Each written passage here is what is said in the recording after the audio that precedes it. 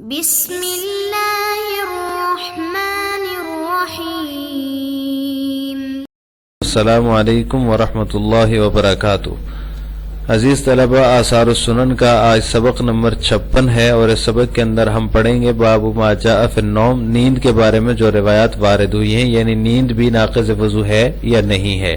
وقد تقدم حدیث صفوان بن عسال، حدیث صفوان بن عسال رضی اللہ تعالی عنہ اس بارے میں گزر چکی ہے، اور اس باب کے تحت وہ حدیث لائی جاتی ہیں جن سے یہ پتہ چلتا ہے کہ نیند جو ہے وہ ناقض وضو ہے یا نہیں۔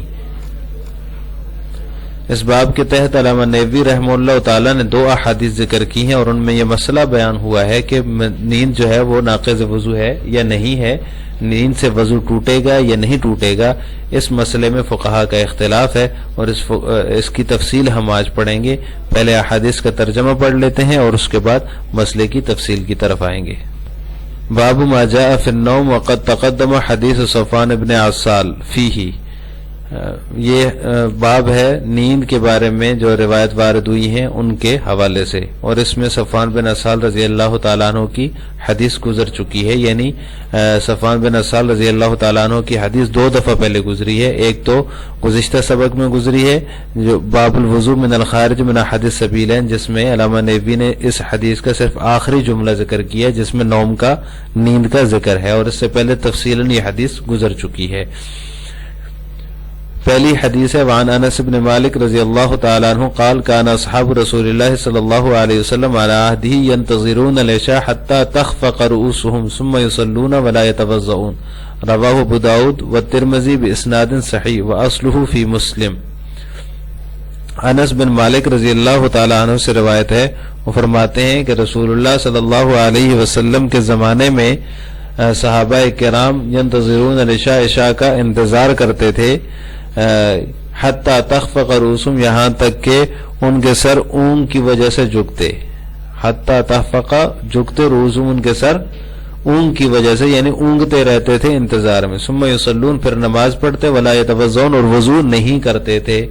اس کو ابو داؤد اور ترمذی نے روایت کیا ہے باسناد صحیح، صحیح سند کے ساتھ، واصلہ فی مسلم، اور اس کی اصل جو ہے وہ مسلم میں موجود ہے۔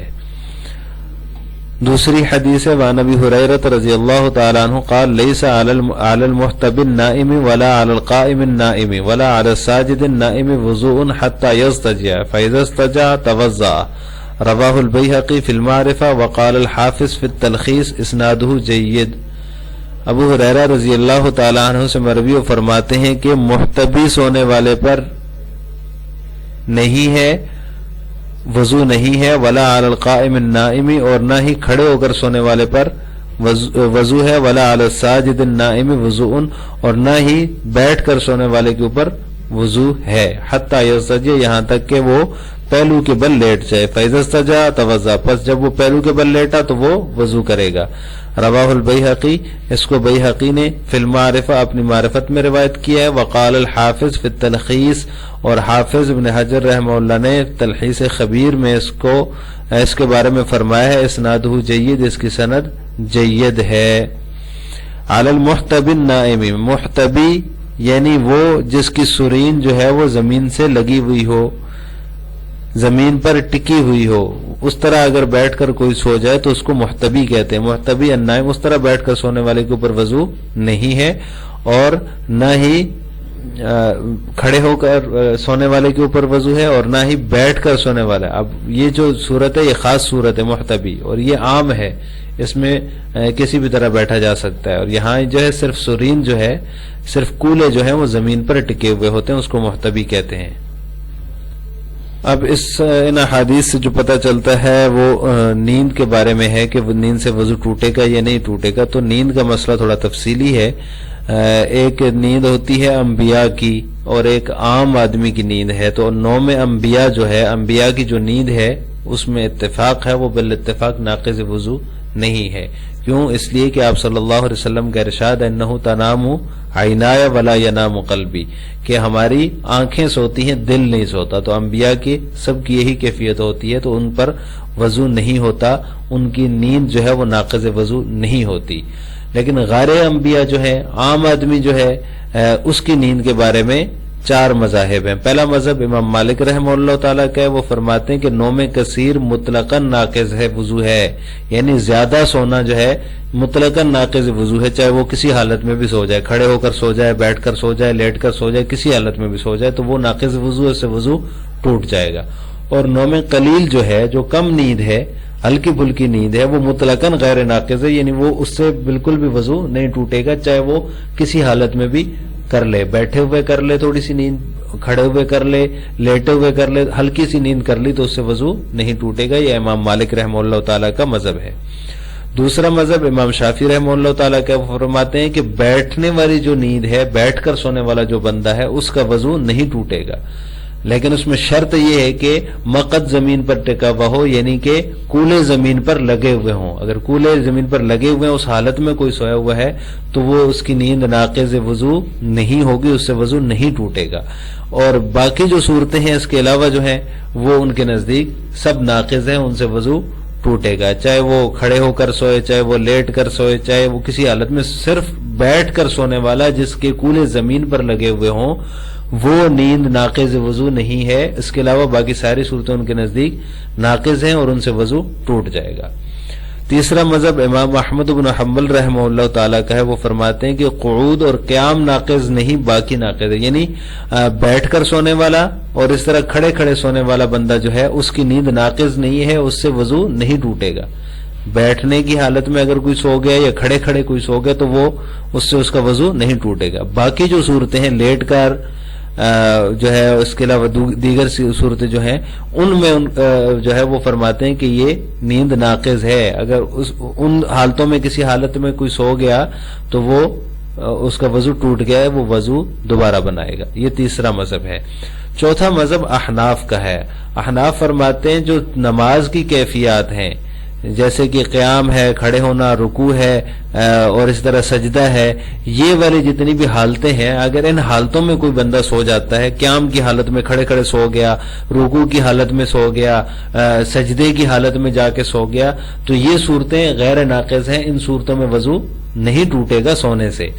اور 4 صورتیں جو ہے احناف کے نزدیک وہ ناقض وضو ہیں اور ان سے وضو ٹوٹ جاتا ہے۔ وہ 4 صورتیں کیا ہیں؟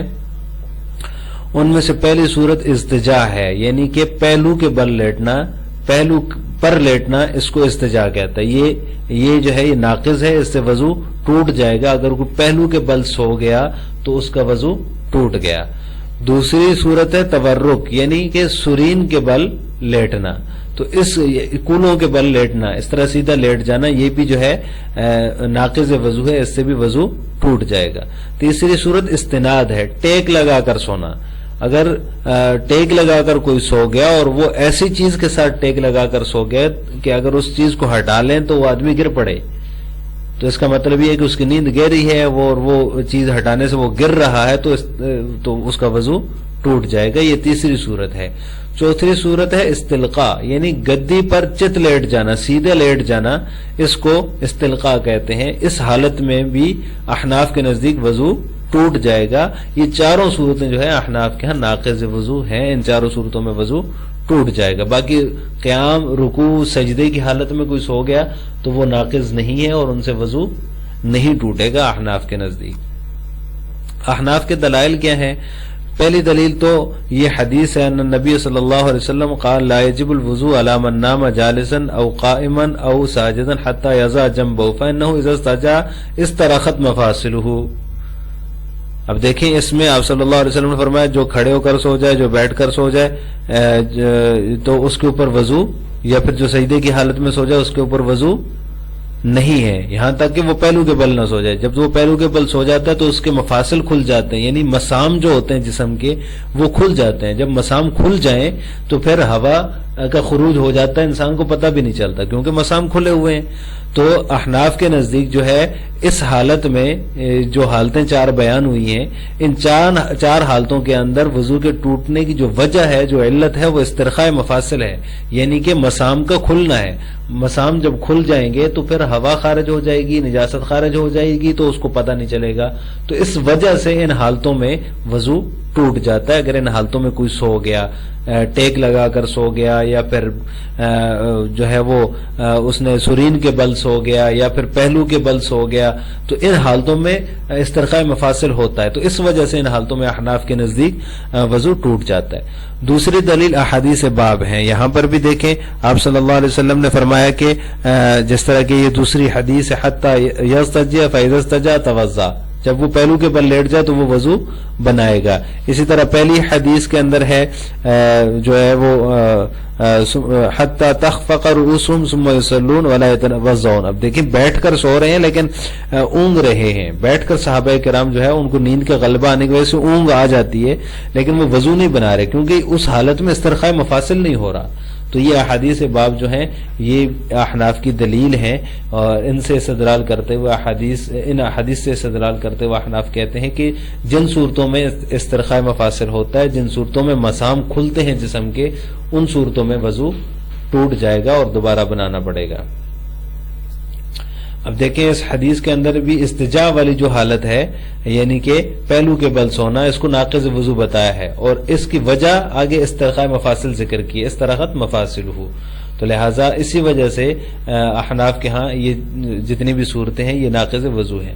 اب وجہ ترجیح یہ ہے کہ احناف کے ہاں علت استرخاء مفاصل جو ہے یہ علت ہے, مساموں کا کھلنا یہ علت اور یہ وجہ ہے وضو کے ٹوٹنے کی, اور یہ نص میں بھی یہی وجہ بیان ہوئی ہے, استرخاء مفاصل ہو. تو لہذا احناف کا مذہب راجح ہوگا.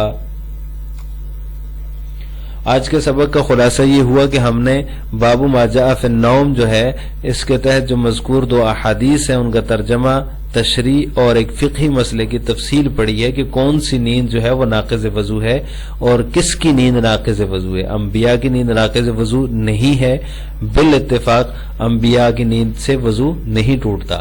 عام آدمی کی نیند کی مختلف حالتیں ہیں, ان مختلف حالات کی ہم نے آج تفصیل پڑھی کہ کس حالت کی نیند ناقض وضو ہے اس سے وضو ٹوٹے گا, اور کس حالت کی ناقض وضو نہیں ہے اس سے وضو نہیں ٹوٹے گا. آخر میں آپ سے 2 سوال ہیں. نمبر 1, بیٹھ کر سونے سے وضو ٹوٹ جاتا ہے یا نہیں؟ اس کا جواب آپ نے کمنٹ باکس میں دینا ہے. نمبر 2, کیا انبیاء کی نیند ناقض وضو ہے یا نہیں ہے؟ اس کا جواب بھی آپ نے کمنٹ باکس میں دینا ہے. السلام علیکم ورحمۃ اللہ وبرکاتہ.